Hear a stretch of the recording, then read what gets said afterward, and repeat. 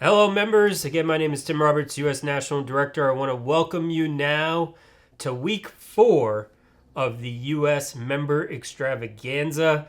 I know a lot of chapters, we've seen a lot of posts on social media and seen a lot of emails about chapters having fantastic and amazing visitor days already. And I know many more are in the works for planning them as we continue through the end of May with our Member Extravaganza. And to remind everybody, you have an opportunity to win a free trip for 2 on a cruise. Get some relaxation, but get some amazing networking done as well, as you'll be going with winners from around the entire country and with Dr. Ivan Misner, the founder and chief visionary officer for BNI. Bigger than all of that, though, it's an opportune time for you and your chapter to continue to expand your network and to increase the opportunities you have to get more business through BNI and your chapter. Keep in mind, there are only 2 ways you really make more money from networking, and BNI is no different. Number 1 is we get better at it. Our skill sets improve. We become more efficient and effective with our time in BNI. That means our weekly presentations, our one-to-ones, our featured presentations become more productive for us. And number 2 is you do that in front of more people. That's it. Those are the only 2 ways you really can increase your value from your BNI membership.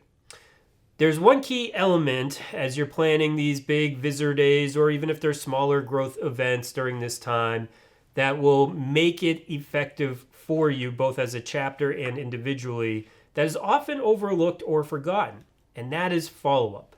So this week I just want to remind you that your chapter is spending all this effort, all this time trying to get visitors to your group, and hopefully, in an ideal world, a lot of them will decide that they want to join your chapter because, again, that's where it really becomes profitable for you, and that's where you can really make an impact on others is when they become part of your success team.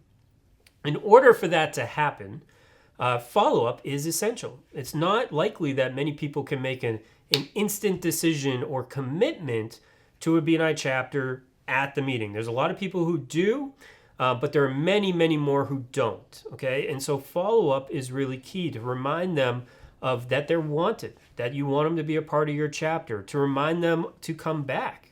Keep in mind, you're in the habit of going to a weekly BNI meeting. Your visitors definitely are not. So you want to show interest. You want to show a want to help them, that you want them to be a part of your community, to be a part of your team, and remind them that you're there, because the second they leave, even if they're really excited about the opportunity, they have to think about it, or they have to speak to somebody else.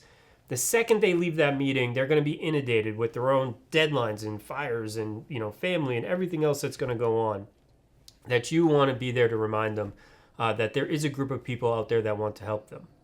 The second part to follow up is not everybody is going to join, and this is a huge opportunity for you where you've now gotten at least an introduction, right? You've met each other at this BNI meeting. You can remind them where you met each other. There's an opening there to build a relationship, but it takes follow-up. Again, out of sight, out of mind. That's why we have consistent BNI meetings. The same thing for your visitors. If they decide not to join, and there's a million reasons why they may not join, it doesn't mean there's not an opportunity there for you to expand your network. So you want to make sure you're in the habit of following up with those you meet at your BNI meeting. Now, one key thing to this, and I'll end with this, it's not a prospecting time, okay? So the follow-up to a visitor coming to your meeting is not the time to try to sell them on you or your product and service, okay? That is a quick way to turn them off.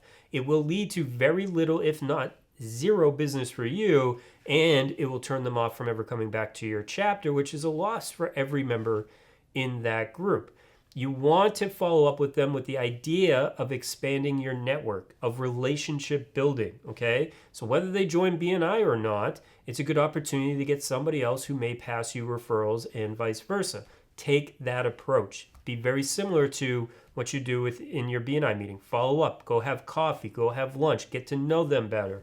Ask them how you can help them. What are they looking for? Live the giver's gain philosophy, even if they don't join your chapter. If you call them up and say, hey, I met you at my BNI meeting, let me tell you all the ways my product can help you, it's going to be very ineffective for you. Now you're just prospecting, you're not networking. So Again, we're going to continue with these videos. I hope you're finding them helpful. Just quick tips keep you to help during member extravaganza and beyond. I'm really excited about seeing all the amazing results a lot of chapters are having.